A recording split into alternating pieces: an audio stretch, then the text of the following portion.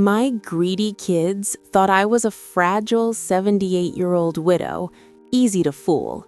Silver hair, soft voice, living alone in a paid-off house in Roswell, Georgia. But one night at 1:45 a.m., I heard my 3 children in my kitchen calmly planning my death.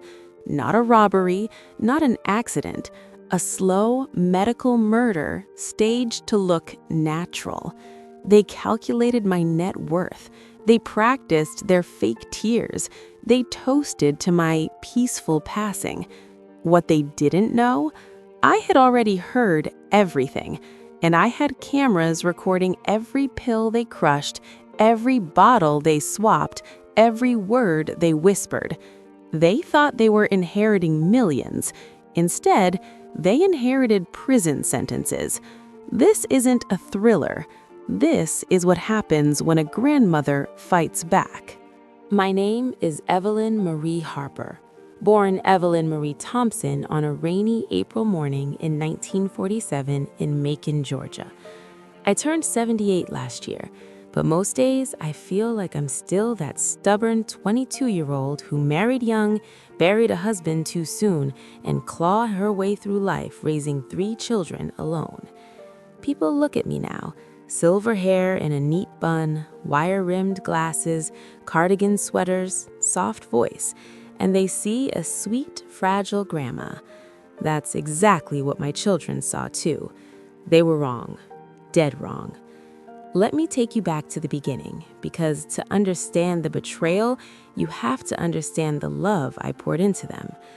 My late husband, Robert Bobby Harper, was a mechanic, good with his hands, terrible with money. He died at 42 from a massive heart attack while changing the oil on a customer's Chevy. I was 38, with Mark, then 16, Lisa, 13, and Brian, 10. No life insurance worth mentioning, just a small policy that covered the funeral and left us with $8,000.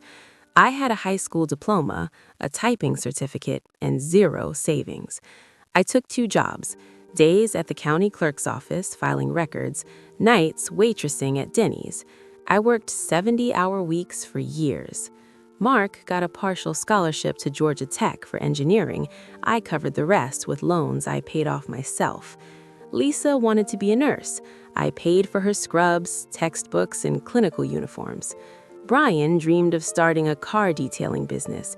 I co-signed his first loan and gave him $15,000 from my savings to buy equipment. I never asked for thanks. I never expected repayment.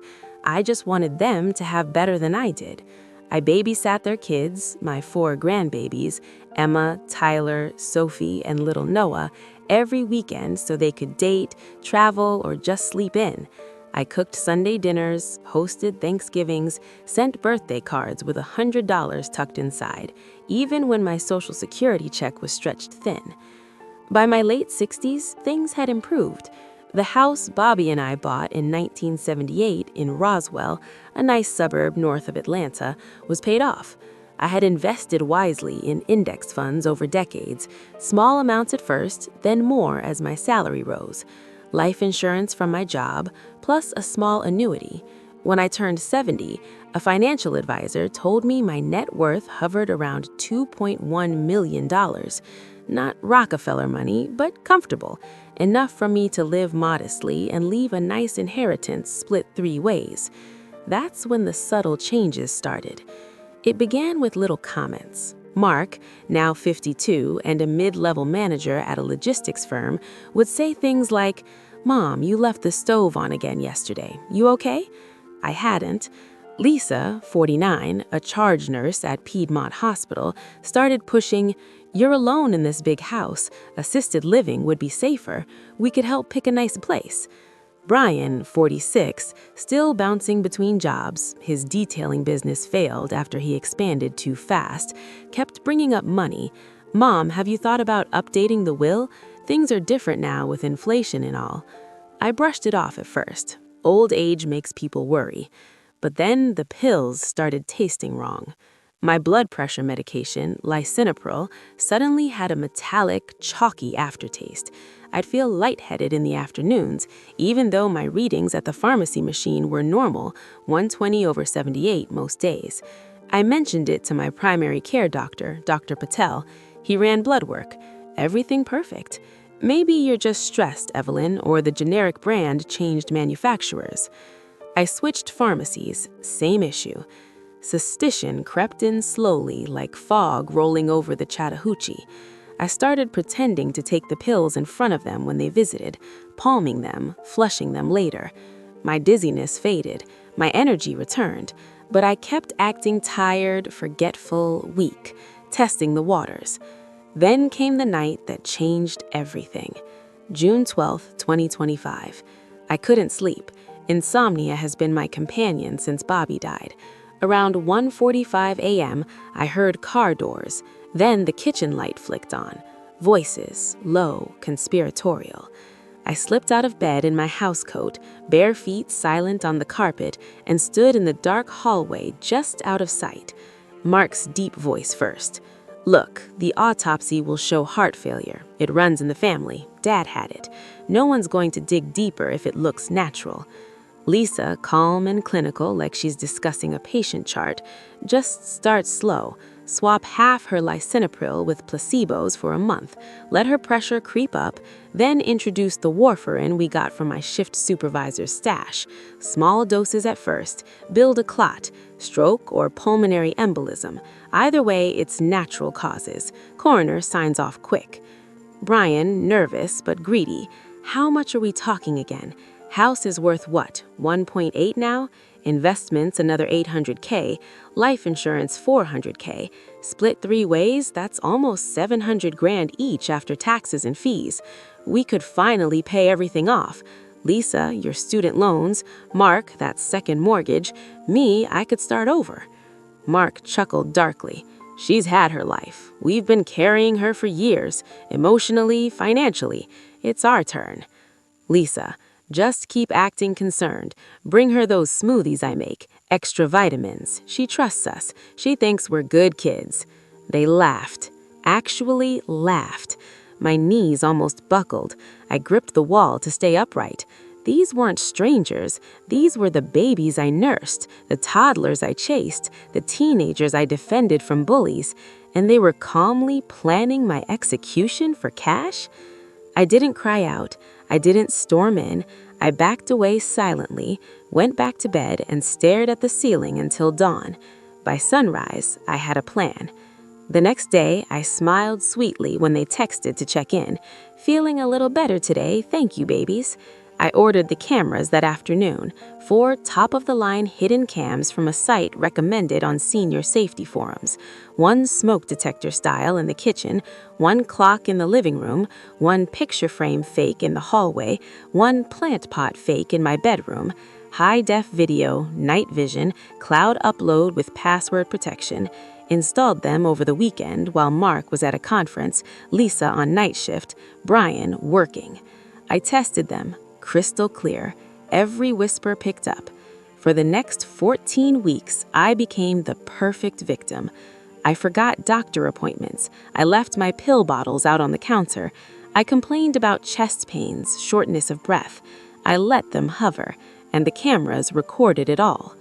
July 3rd, Lisa in the kitchen, wearing gloves, crushing 2 extra blood thinner tablets into my vanilla yogurt. She'll think it's just extra calcium, she whispered to the camera like it was a joke. July 19th, Mark replacing my lisinopril bottle with an identical one, except his had half sugar pills. He grinned at Brian. Insurance companies don't audit old ladies' pill deaths.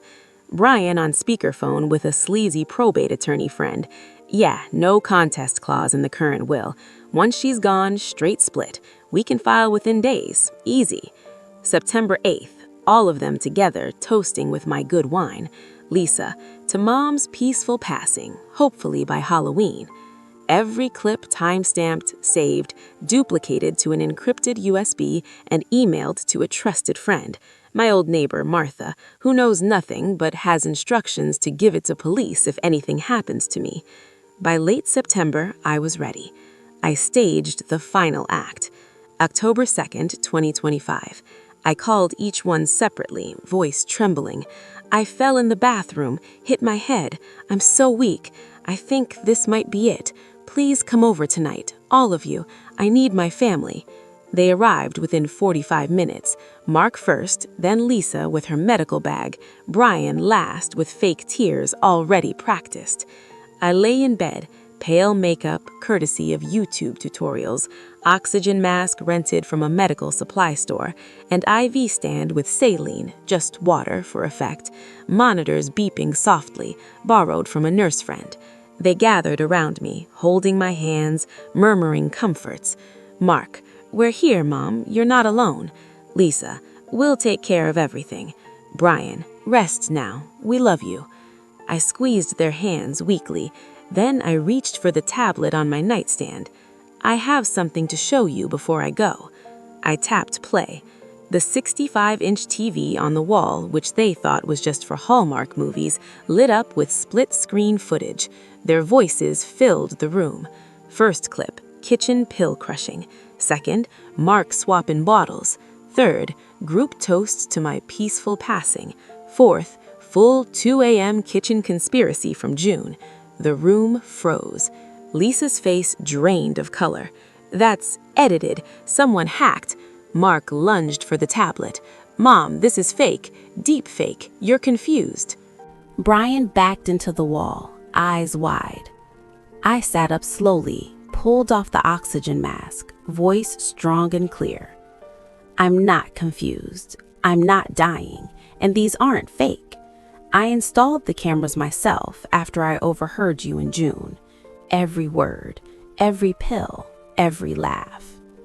Silence. Thick, suffocating silence. Then the bedroom door opened.